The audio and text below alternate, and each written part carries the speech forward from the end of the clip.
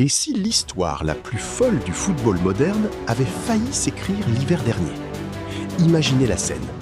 Le Real Madrid est en crise, le trône vacille, et Florentino Pérez décroche son téléphone pour appeler l'homme des miracles, l'homme aux 3 Ligues des Champions consécutives, Zinedine Zidane.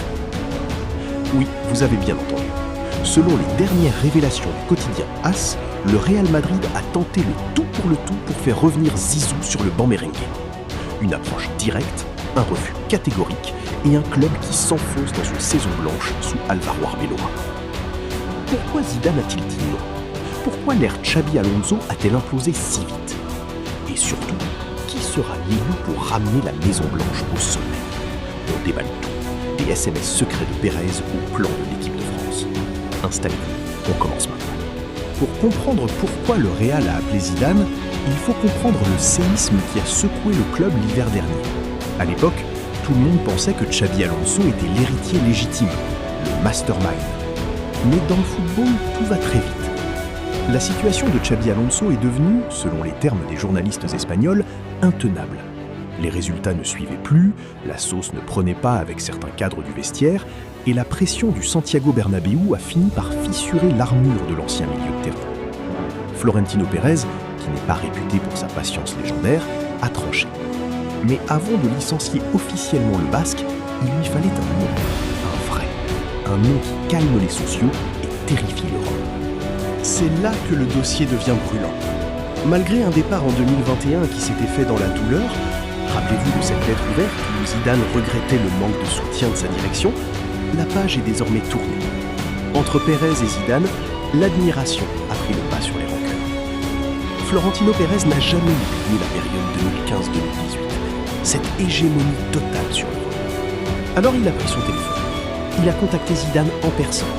Ce n'était pas une approche par agent, c'était une discussion d'homme à homme. Le président madrilène espérait que l'amour du maillot et le défi de reconstruire une équipe en plein doute suffiraient à convaincre le Français. Mais la réponse qu'il a reçue a été comme une douche froide. La réponse de Zidane a été claire, nette et sans appel. C'est non. Mais attention, ce n'est pas un non par manque d'envie ou par peur du défi. Zidane a décliné pour une raison précise qui va faire trembler le football français. Il s'est déjà engagé avec la Fédération française de football, FFF. Selon les informations d'AS, Zizou a confié à Pérez qu'il avait un accord pour prendre les rênes de la sélection après la Coupe du Monde 2026. Pour lui, le chapitre des clubs semble clos pour l'instant. Sa mission, son obsession, c'est l'étoile. Il attend son heure dans l'ombre, prêt à succéder à Didier Deschamps. Pérez a compris. Il ne pourra pas lutter contre le destin national du héros de 98. Le Real se retrouve alors dos au mur. Zidane dit non, Alonso est sur le départ. Que faire? Le club décide de temporiser. Ils attendent la Supercoupe d'Espagne en Arabie Saoudite, une sorte de baroud d'honneur, avant d'officialiser le départ de Xabi Alonso. Et c'est là qu'entre en scène la solution interne, Álvaro Arbeloa. Ancien soldat du club, Arbeloa est nommé faute d'autres options sur le marché. Et honnêtement, au début, on a cru au miracle.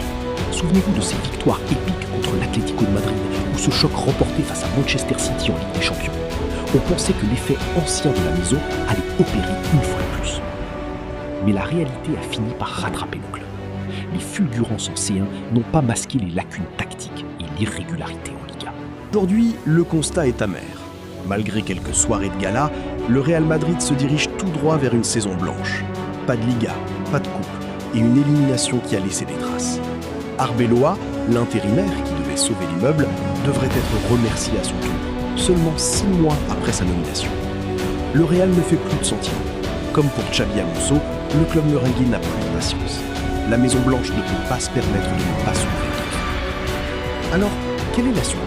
Si Zidane est hors de portée, si Alonso a échoué et qu'Arbeloa s'en va, qui est assez fou ou assez génial pour reprendre son nom? Une chose est sûre, le prochain arrivant est prévu.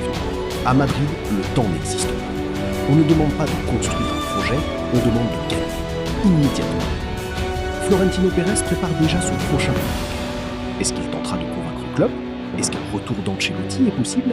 Ou va-t-on assister à une surprise totale? Et vous, qu'en pensez-vous? Est-ce que Zidane a eu raison de refuser le Real pour attendre les Bleus en 2023? Le Real a-t-il été trop dur avec Xabi Alonso? Donnez-moi vos pronos pour le prochain coach du Real dans les commentaires. Je veux voir vos théories. N'oubliez pas de liker la vidéo si ce format vous plaît, abonnez-vous pour ne rien rater des coulisses du mercato, et on se retrouve très vite pour un nouveau débrief. C'était Foot Vision Goal, salut à tous.